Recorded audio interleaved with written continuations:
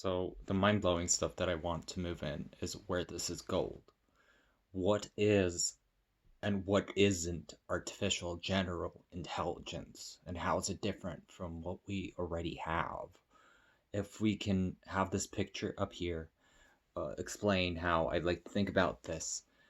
I'd like to see and think into this question as an abstract landscape of tasks where the elevation represents how hard it is for AI to do this task at a human level, to receive the human level as the what the AI can do today. With the sea level rising, obviously, global warming going on here. And the task landscape, we obviously take breaks from the illicit to avoid premieres in the Sciton, which is drop to bell, much bigger questions like Ethereum and going for it, which is very high in the war, and the will is intentional and a sore land, as the intelligent at all task definition of artificial general intelligence gives you a hint. It's the holy grail of all AI research, and ever since its conception. So it's hard to sustain.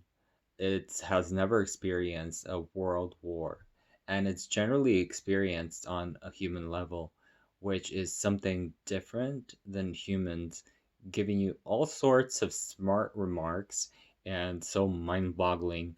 And we can apply our own experience in Zaval, which is giving us a just view and hard drive. And you talk about this and that and the comforts. And at this point, you're really blowing up the ceiling with the intentional technologies, which we don't really have in this.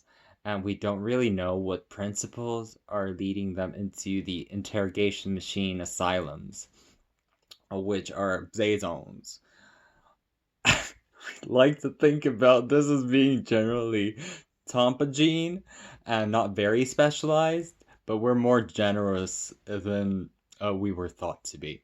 And our brains are very specialized. There are only certain genes that do well in the duet. It's sarcophagus and designer, which is dark gold. Really bad design. And the stupid machine, it can beat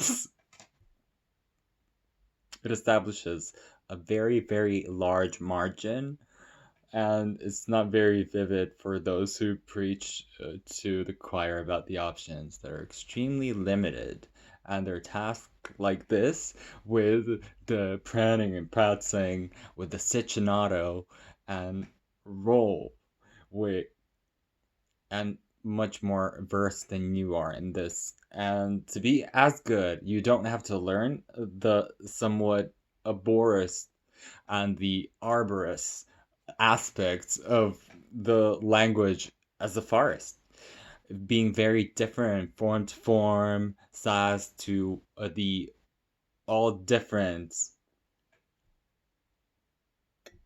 which give me a sec, with Zulu trap and the lazy parts of the neurons should be intelligent, but all damn all damned by the side effects, uh, characteristics of these intelligence configurations and respirational, audio, sensorial, genetic. You've all heard about all of this changing the super intelligence from, and thinking about it as if it was a nebula, kind of claiming another nebula, clashing into each other and defining the dangers for the rest of the group, of the bunch and the species.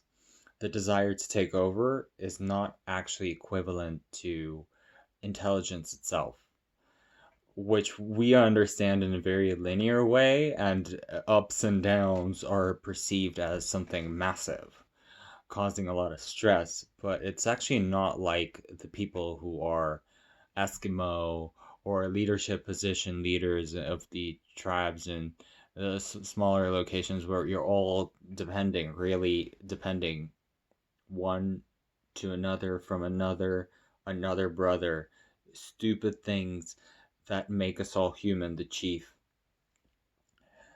If you're smart enough on your own, you don't really need to live in a city. You can live alone in the desert and do boo.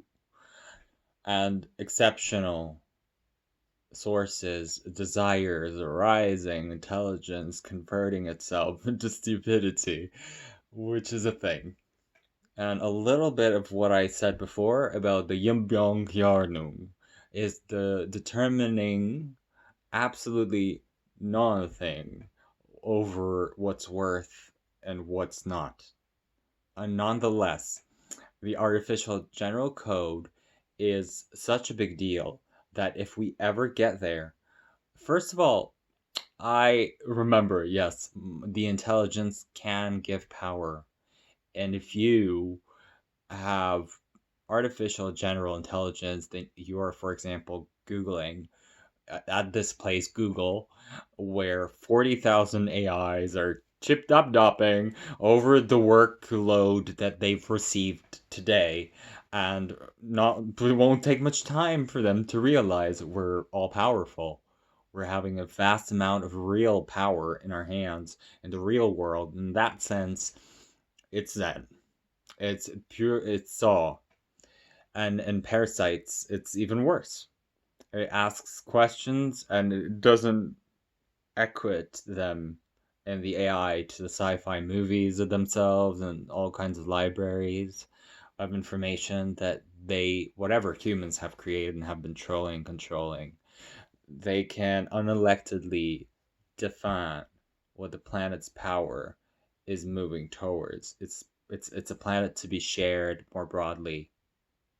It's such a big deal and such a big sample of why CGI is amusing and talented in the way that he is.